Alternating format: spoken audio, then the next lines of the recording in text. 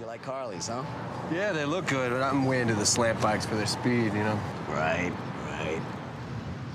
All right. Say cheese. Cheese. Nice. That's before.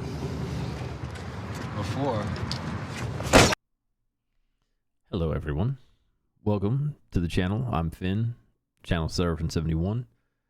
I'm a content creator on Kick.com, usually playing some video games, Escape from Tarkov, things like that. Decided that it's time to expand my horizons and dabble into the whole content creation world of YouTube, because honestly, gaming is starting to suck. It's getting pretty repetitive. The same things showing up. AAA companies are putting out poor products, and they're consulting places like Sweet Baby Inc. to guide their storylines, and has nothing to do with anything that I want to deal with. So looks like gaming is going to die. But with that, it seems like Harley Davidson has now fallen victim. And since I work at Harley Davidson as a service technician, it seems like it would make sense to give you guys a bird's eye view of what it's like inside the dealership from an actual employee that's working there. So to cover everything that's going down, we put in a little woke Harley Davidson search in the little Microsoft Bing section, and we pull up all this nonsense right here. Well, the first thing that I come to is Sean Strickland. Now, he's been a very outspoken and very in-your-face, passionate UFC fighter that has come out and said that he is done with Harley Davidson and that he's looking to get rid of his Softail Lowrider S. So, you know, what made that happen? What made Sean Strickland the most patriotic American-looking dude I've ever seen that's in your face and want to get toe-to-toe with you if you disagree, get rid of his most American iconic piece of gear that he owns at the moment? Well, it appears, as our friend here, Robbie Starbuck, has broke out, that Harley Davidson has decided to go woke. And we all know the saying, go woke, go broke. I mean, Bud Light dabbled in it. Disney dabbled in it. Target dabbled in it. Tractor Supply dabbled in it. John Deere's dabbling in it. And now Harley's deciding to dabble in it. Great. What does that mean for the rest of us?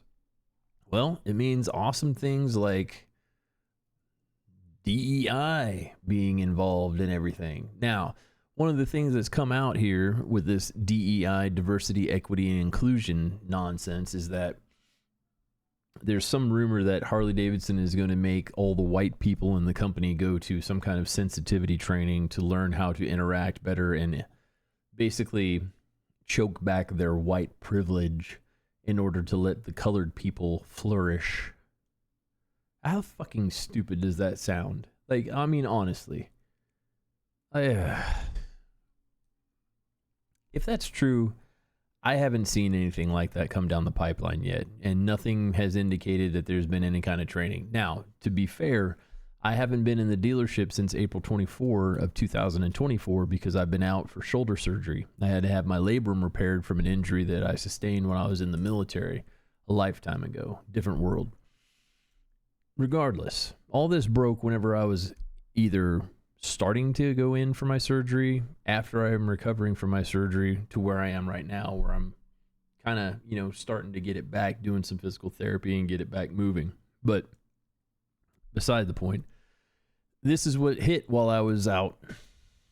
Now, I will tell you this, working for Harley Davidson, that the dealerships that are owned by like either used car dealer dudes or guys that came from the auto industry that owned like multi-dealership lines and things like that, they're buying up Harleys left and right, and they're running the actual customer that normally is associated with Harley Davidson out of the world, out of the dealership world. Like the riffraff dudes, the guys that look like the kind of guys that you would absolutely cross the street for and not walk on the same side of the street for. And they're killing it, right? They're making the motorcycle industry exactly the same as the automotive industry. They take in these junk bikes, give them like ridiculous trade-in value for it, and then they intend to flip it for as much profit as they can by sending it back and having as minimal work done as possible. really the standard that ends up happening is that you do basically just service related items, brake pads, brake fluid, oils, tires, you know, if the tires don't look right, rotors. But even then, you know, pushing it when you say rotors, because then you're starting to dip in over that $1,000 mark. And if you have to put $1,000 in a used bike, well, by God, you better be putting it out there on auction. We ain't making any money off that bad boy. So this has become the focus here, right? Now, the Quartering has done a pretty good job of making a multitude of videos covering this from the initial launch of what's going on here and, you know, how things have been transpiring. And basically what I'm finding out, and from what all the reporting is saying, both between the Quartering and Robbie Starbuck and this other gentleman, Jake from Cycle Drag, which Jake from Cycle Drag, to be clear, is contesting what Jeremy from the Quartering is saying, that Jeremy from the Quartering is making it seem like Harley has just dealt this epic fatal wound and nobody's showing up or putting foot to the ground out there at the booth in Sturgis. But Jake, who's there at Sturgis, his video shows that there are people out there and they are participating in the event and Harley in some capacity, just not as much as what they're used to seeing as far as foot traffic goes. But Jeremy is implicating that this gentleman right here, I'm not going to say his first name because I'm not German. I don't know how to pronounce it. I don't have enough phlegm for it. But Zeitz, Mr. Zeitz, is our CEO. I've seen his videos multiple times being put out in our training seminars on the, I want to say Sipper, but that's not, that's the secret net that I was working in the military. They have this stupid acronym for our service information portal, the SIP portal. Say it out loud. And you know, he does all sorts of videos and tells us how he wants the company to flourish and be great, and how he wants all of us to be great with the company and grow with it as it grows. Typical CEO, you know, feeding the mushrooms in the dark manure talk. And they also singled out this gentleman right here, Mr. Alon Golston. Apparently, he is a fan of the term Latinx, and he really wants that pushed really hard. And he's also a huge fan of diversity, equity, inclusion. I wonder why that is. Wonder. Wonder. So that's always obviously going for us, somebody that really cares so much about that. Now, with all that being covered and all that being talked about and all these wonderful people giving their 20 cents in on what's happening and all that other stuff, let's just leave this up here for final sakes, you know, just showing the board of directors for everybody.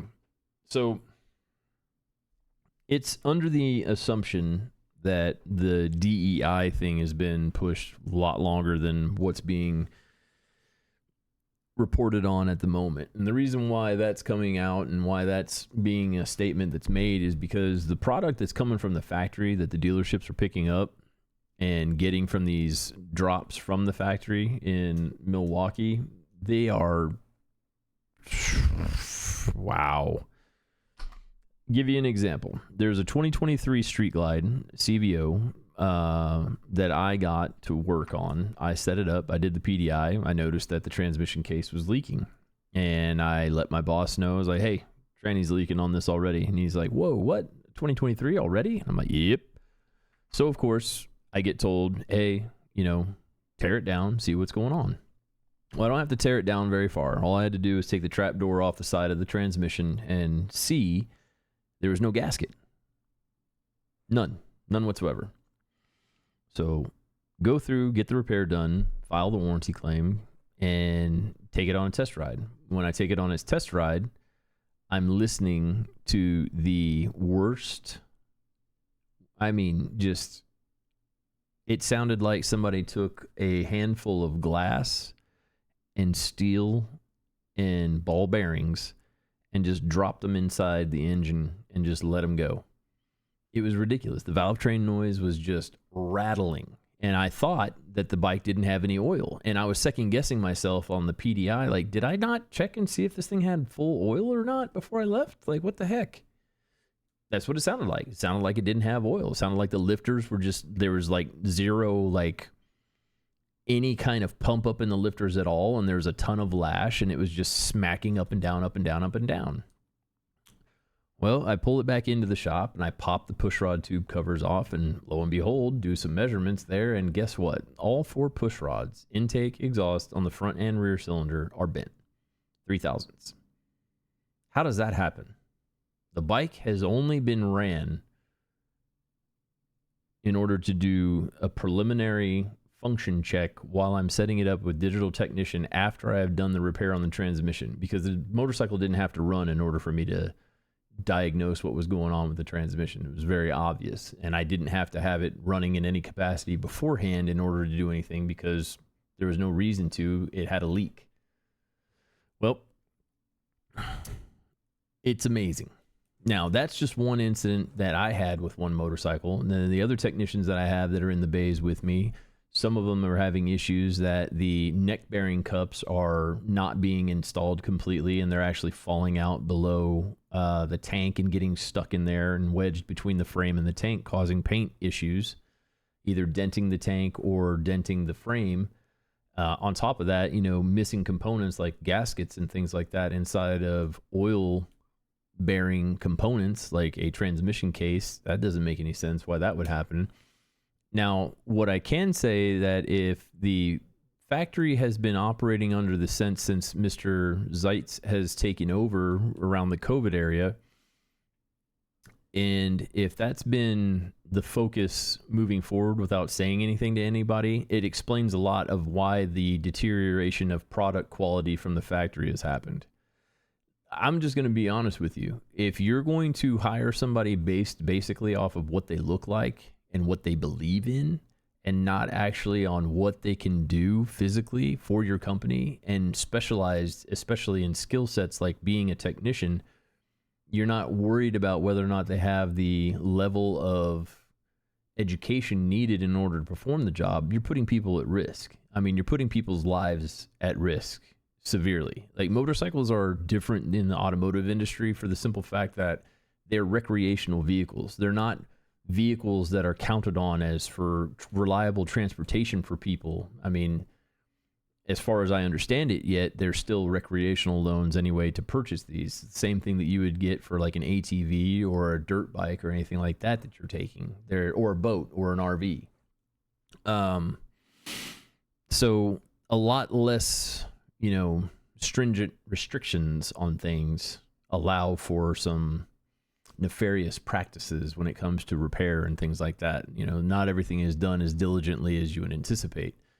So it really lends itself to a lot of corner cutting is basically what it is. Like, you get people in there, and then you have a different way of paying technicians than you do with hourly employees.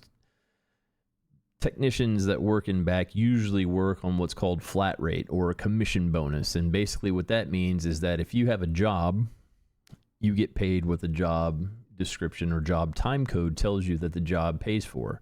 An example of this would be our dealership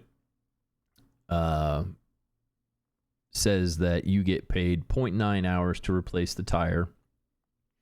Now, the book time on that says 0.6. And somehow the dealership has worked it out to where they pay you 0.9 for it. I'm not arguing with it. And that's, 0.3 more hours than what I normally would get. But that is what you get for working on the motorcycle. You don't get paid your hourly rate for the hour that you're working on the motorcycle. Like, you punch into a time clock and say you're working 9 to 5. Like, you don't get your hourly rate working 9 to 5. How you get paid as a motorcycle technician is you get the motorcycle, you shake down the motorcycle, and you find things that are wrong that the customer may not know about, because all they want to do is get on the bike, fire it up, fill it up with gas, and go ride. You need to let them know about their tire wear. You need to let them know about the leaks that are going on, because they've been going over these rocky roads out here that haven't been maintained since God knows when, and they're blowing out their fork seals. And they don't know about these things. They don't check these things. They're not mechanics. They don't know to look for those things. So when they bring those things in, you shake it down, you tell them about it, and then you get paid based off of the work that you do, not based off of your hourly rate. So you put this program in place where you're hiring people that don't know what they're doing. You're going to you're going to shoot them in the foot and shoot the company in the foot. But, I digress. It's not my place. It's not my company. What do I know? Now, from my perspective as being in the dealership, again, I haven't seen anything that's come down that says, hey, we need to start taking this training that, all whites need to go and learn how to be inclusive.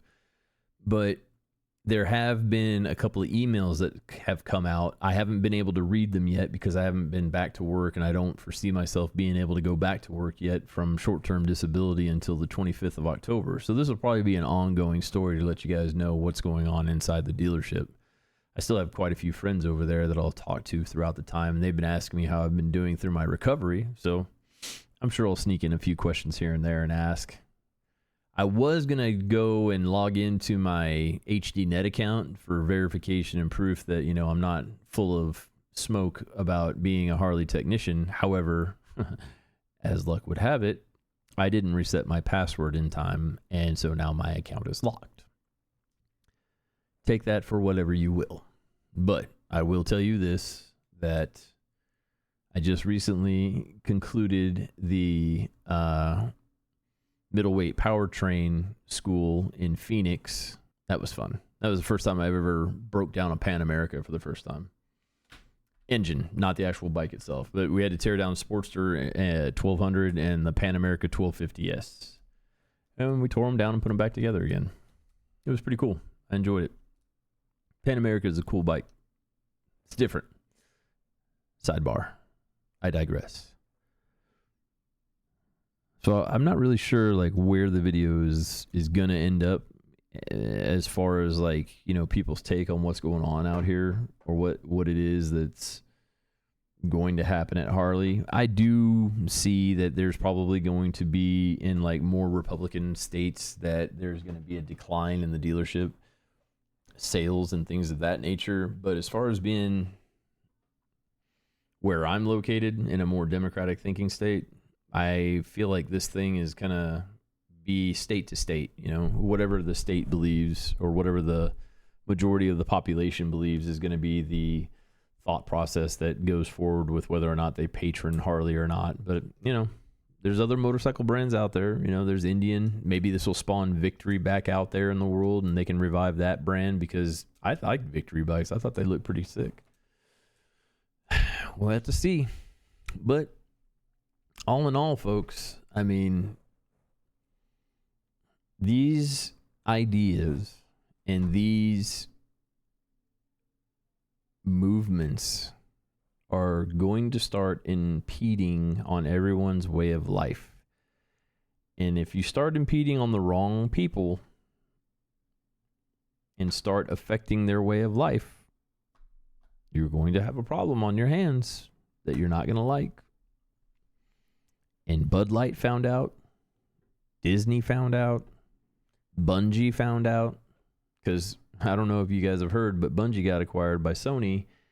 And Sony is basically dropping the hammer. All of you, dead weight, go. It'll be interesting to see what happens in the future. It'll be interesting to see how Harley responds to everything. I'm not sure. As far as things go right now, it's too early to tell as far as what is actually going to happen down at the dealership level.